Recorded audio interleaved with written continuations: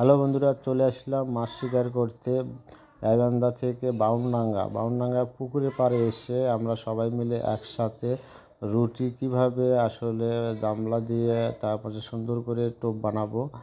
তো আপনারা তো দেখতেই পাচ্ছেন। তো আমরা এখন সব কিছু গোছ করে নিচ্ছি। গোছ করে নেওয়ার পরে আমাদের 5টা সিট আছে। আসলে 5টা সিট একটা করে হচ্ছে না। এখানে হচ্ছে মাছ শিকার করার জন্য উটি বর্তমানে এখন বের করে সেলাসিলি হচ্ছে। এই যে আমাদের মমিন ভাই উটি ছিলতেছে, খুব সুন্দর করে উটি ছিলতে পারে। এই যে আমাদের মোস্তফা ভাই তো একদম সেই মানে কাতল মারার ওস্তাদ। এটা হাসিটা দেন তো মোস্তফা ভাই।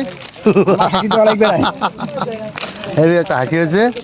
রুটিগুলো ছেলতেছে আমাদের মৎস্য শিকারীরা। কাতল আছে এখানে, মনে করেন যে মিনিমাম রুটি আমরা কিন্তু বউকে খিলাই না, তাই না?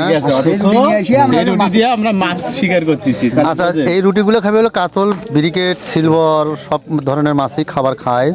তারপরে এই যে এখানে ছিলছে, তারপর অনেক কিছু দিবে, দেওয়ার পরে এখানে মাছ মারা হবে রাতের। হ্যাঁ, ঘি। তুমি কি খাচ্ছ? আমি খাচ্ছি লালচা পিঠা আর হোগাটন। লালচা পিঠা হোগাটন। ভাই মাছ ধরতেছে এখন, ভিডিও কর না। মাছ খায়া ভাঙতে, মাছ মারা লাগবে, খায়া ভাঙত করে হোগাটন না লাগবে, হোগাটন। তো আমরা এখন দিনে আসলে মাছ শিকার করতেছি। তো এই ফাঁকে একটা ভিডিও করে দিলাম। তো আশা করি আপনাদেরকে মাছ দেখাবো ইনশাআল্লাহ। আমাদের রেজাল্ট খুব সুন্দর রেজাল্ট হয়েছে এবং সুন্দরভাবে মাছ মারতে পেরেছি। তো দেখতে পাচ্ছেন। তো অবশেষে আমরা সারা দিন যে মাছগুলো মেরেছি, তো এখন আমরা এই মাছগুলো এখন আমরা সুন্দর করে আমরা ভাগ করব। তো আমাদের মাঝে 6 জন ছিলাম। তো 6 জনে আর কি সুন্দর করে মাছগুলো ভাগ করে নিয়ে আবার বাসায় চলে যাব। তো মোটামুটি যা মাছ আমাদের এবং আমাদের লাভবানও হয়েছে, লস হয় নাই।